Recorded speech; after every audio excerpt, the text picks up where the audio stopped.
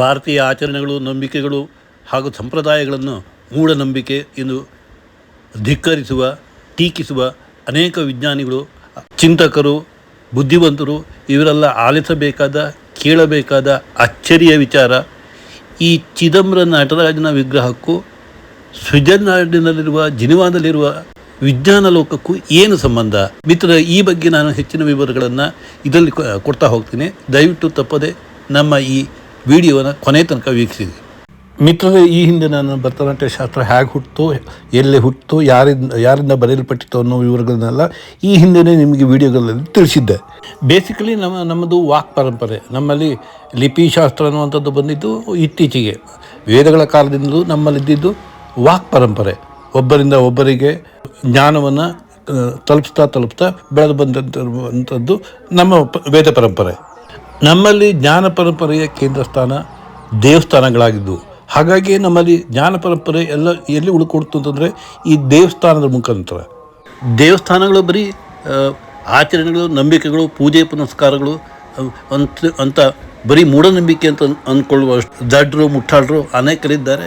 ಬಿಡಿ, ನಾನು ಅವರ ವಿಷಯಕ್ಕೆ ಮಾತಿ ಬರಲ್ಲ. ಬಹಳ ಮುಖ್ಯವಾಗಿ ದೇವಸ್ಥಾನಗಳು ಅವು ಇವತ್ತಿಗೂ ಶಿಕ್ಷಣ, ಸಂಸ್ಕೃತಿ ಮತ್ತು ವಿಜ್ಞಾನದ ರಿಲೇಟೆಡ್ ಹೊಂದಿರುವಂತಹ ಒಂದು ಸ್ಥಾನ ದೇವಸ್ಥಾನ. ಈ ನಂಬಿಕೆ ವಿರೋಧಿಸುವವರಿಗೆ ಡಿಸ್ಕೋಟೆಕ್ಕು, ಲೈವ್ ಬ್ಯಾಂಡು ಇಂಥವು ಸ್ವರ್ಗ. ಆದರೆ ನಿಜವಾಗಿ ಭಾರತೀಯ ಪರಂಪರೆ, ಭಾರತದ ಟ್ರೆಡಿಷನನ್ನು ಅಪ್ಪಿಕೊಂಡು ಅದನ್ನು ಪ್ರೀತಿಸುವ ಜನರಿಗೆ ಸ್ವರ್ಗ ಯಾವುದು ಕೇಳಿದರೆ ಇಂತಹ ದೇವಸ್ಥಾನಗಳು. ಭರತನಾಟ್ಯವನ್ನು ಕಲಿಯುವವರು ಎಲ್ಲರಿಗೂ ಕೂಡ ಸ್ವರ್ಗ ಯಾವುದು ಅಂತಂದರೆ ಅದು ಚಿದಂಬರಂನಲ್ಲಿ ಒಂದು ಸರಿ ಡ್ಯಾನ್ಸ್ ಮಾಡೋದು ಅನ್ನೋದು. ಅದು ಅವರ ಕನಸು, ಅದು ಅವರ ಡ್ರೀಮ್. ಬದಲಾಗುತ್ತಿರುವ ಭಾರತೀಯ ಮನಸ್ಥಿತಿಗಳ ಬಗ್ಗೆ ನೀವು ತಿಳಿದುಕೊಳ್ಳಬೇಕಂದ್ರೆ ಜಗತ್ತಿನಾದ್ಯಂತ 3 ಪ್ರಮುಖವಾದ ವಿಷಯಗಳು ಸುದ್ದಿಯಾದವು. ಒಂದು ಕಾಂತಾರ ಚಿತ್ರ, ಇನ್ನೊಂದು ಕುಂಭಮೇಳ, ಈಗ ಚಾವಾ ಸಿನಿಮಾ. ಇವು ಬಹಳ ಪ್ರಮುಖವಾದಂತಹ ವಿಷಯ. ಕಣ್ಣನ್ನು ತೆರೆಸಿರುವಂಥ ಬಹಳ ವಿಶೇಷವಾದ ಸಂದರ್ಭ ಅದು. ಎಸ್ಪೆಷಲಿ 2025 ಬಹಳ ಇಂಪಾರ್ಟೆಂಟ್ ಆಗುತ್ತೆ ಇತಿಹಾಸದ ದೃಷ್ಟಿಯಿಂದ. ನಮ್ಮ ಸಂಸ್ಕೃತಿಯ, ನಮ್ಮ ಆಚರಣೆಯ ಆಳ ಎಲ್ಲೆಲ್ಲ ಬೇರೂರಿದೆ ಅನ್ನೋದನ್ನು ನೀವು ತಿಳ್ಕೊಂಡ್ರೆ ಆಶ್ಚರ್ಯಪಟ್ಬಿಡ್ತಿದ್ರಿ. ಸ್ವಿಟ್ಜರ್ಲ್ಯಾಂಡಿನ ಜಿನಿವಾ ರಿಸರ್ಚ್ ಸೆಂಟರ್ನಲ್ಲಿ ನಮ್ಮ ನಟರಾಜನ ವಿಗ್ರಹ, ಶಿವನ ತಾಂಡವದ ವಿಗ್ರಹ ಇದೆ ಅಂತಂದರೆ ನೀವು ಜಸ್ಟ್ ಇಮ್ಯಾಜಿನ್ ಮಾಡ್ಕೊಳ್ಳಿ. ಹೇಳಿ ಕೇಳಿ ಹಲವಾರು ದೇಶಗಳ ವಿಜ್ಞಾನಿಗಳು ಸೇರಿಕೊಂಡು ಕಟ್ಟಿಕೊಂಡ ಸಂಸ್ಥೆ ರಿಸರ್ಚ್ ಸೆಂಟರ್ ಅದು. ಅಂಥದ್ದು ಒಂದು ರಿಸರ್ಚ್ ಸೆಂಟರ್ನಲ್ಲಿ ಈ ಪರಮಾಣುವಿಗೆ ಸಂಬಂಧಪಟ್ಟಂತೆ ಒಂದು ರಿಲೇಟೆಡ್ ಇದನ್ನು ನಟರಾಜನ ವಿಗ್ರಹ, ಶಿವನ ವಿಗ್ರಹ ಇದೆ ಅಂತಂದರೆ ನಮ್ಮ ಸಂಸ್ಕೃತಿಯ ಆಳದ ಬೇರು ಎಷ್ಟಿದೆ ಅನ್ನೋದನ್ನು ಊಹೆ ಮಾಡ್ಕೊಳ್ಳಿ. ನಾಟ್ಯಶಾಸ್ತ್ರವಾಗಲಿ, ವೇದಗಳಾಗಲಿ, ನಮ್ಮ ಸಂಸ್ಕೃತಿ ಆಗಲಿ, ಪರಂಪರೆಯಾಗಲಿ ಯಾವುದೂ ಕೂಡ ಈಗ ನಾವೇನು ಕರಿತೀವಿ ಆಧುನಿಕ ವಿಜ್ಞಾನ ಅಂತೇಳಿ, ಆದರೆ ಇವೆಲ್ಲವೂ ಕೂಡ ನಮ್ಮ ಆಗಿನ ಕಾಲದಲ್ಲಿ 2500-3000 ವರ್ಷಗಳ ಹಿಂದೆಯೇ ಇತ್ತು. ಅದಕ್ಕೆ ರಿಲೇಟೆಡ್ ಆಗಿತ್ತು ಅನ್ನೋದನ್ನು ನಾವು ಗಮನದಲ್ಲಿಟ್ಕೋಬೇಕು. ನಾವು ಆಧುನಿಕ ವಿಜ್ಞಾನ ಅಂತ ಕರಿತೀವಿ, ಆದರೆ ಆಗಿನ ಕಾಲದಲ್ಲಿ ಅದನ್ನು ಋಷಿ ವಿಜ್ಞಾನ ಅಂತ ಕರಿತಿದ್ರು. ಜ್ಞಾನದಿಂದ ವಿಜ್ಞಾನ ಋಷಿ ವಿಜ್ಞಾನ, ಇನ್ಸ್ಟ್ರೂಮೆಂಟ್ ಓರಿಯೆಂಟೆಡ್ ವಿಜ್ಞಾನ ಆಧುನಿಕ ವಿಜ್ಞಾನ, ಅಷ್ಟೇ ವ್ಯತ್ಯಾಸ.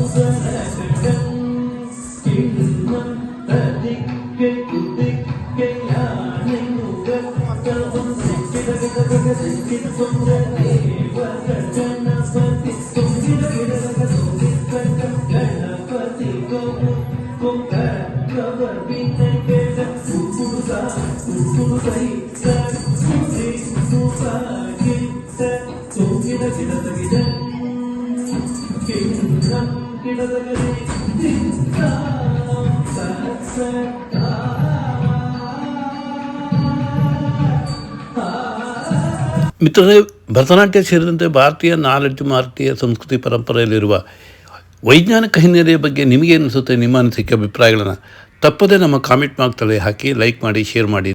ಥ್ಯಾಂಕ್ ಯು, ಧನ್ಯವಾದಗಳು, ನಮಸ್ಕಾರ.